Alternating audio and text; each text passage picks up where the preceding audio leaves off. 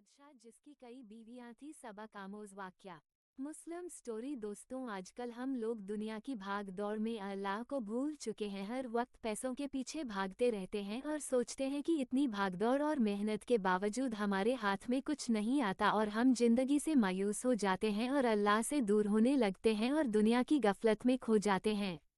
मुस्लिम story. जबकि इंसान जब पैदा होता है तब से लेकर मरने तक अल्लाह ताला ने उसकी किस्मत की रोजी लिख दी होती है। दोस्तों, आज हम आप लोगों को ऐसी ही एक कहानी सुनाने जा रहे हैं जिसे सुनकर आप लोगों को अल्लाह की रहमत की अहमियत मालूम होगी और आप कभी भी अल्लाह की रहमत से मायूस नहीं होंगे।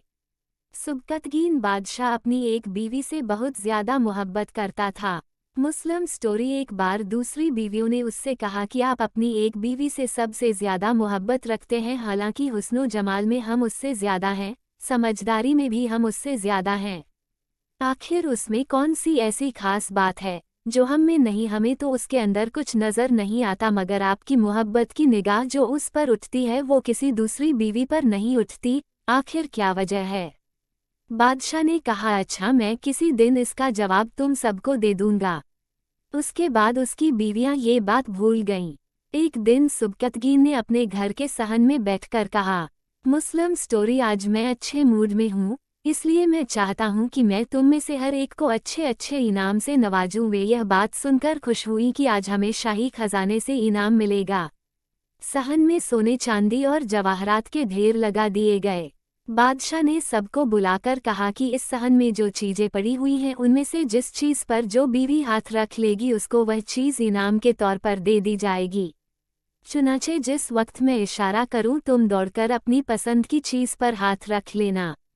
बीवियां तैयार हो गईं और उन्होंने अपनी अपनी पसंद की चीजों पर निगाह जमा ली। किसी ने याकूत के ऊपर, किसी ने हीरे के ऊपर, किसी ने सोने के ऊपर, किसी ने चांदी के ऊपर। बादशाह ने इशारा किया तो बीवियों ने दौड़कर मुस्लिम स्टोरी अपनी अपनी पसंदीदा चीज़ों पर हाथ रख लिए, लेकिन वो बीवी जिस पर उसकी मोहब्बत की खास नज़र रहती थी वह अपनी जगह खड़ी रही।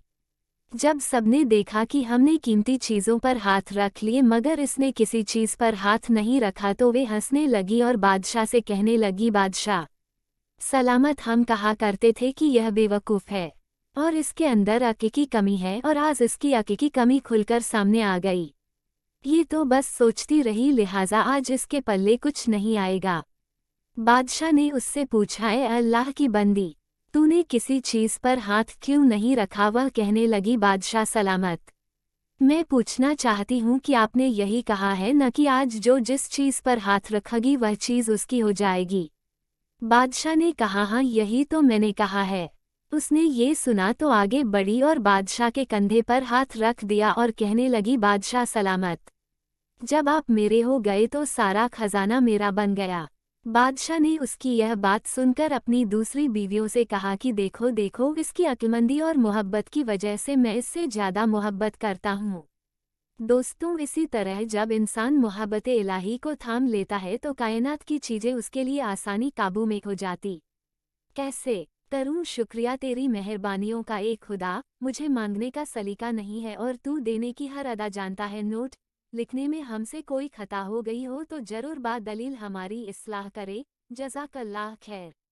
Donate us, about us, contact us, privacy policy और right reserved, copyright 2023। Hindi Islamic stories, Hindi कहानियाँ।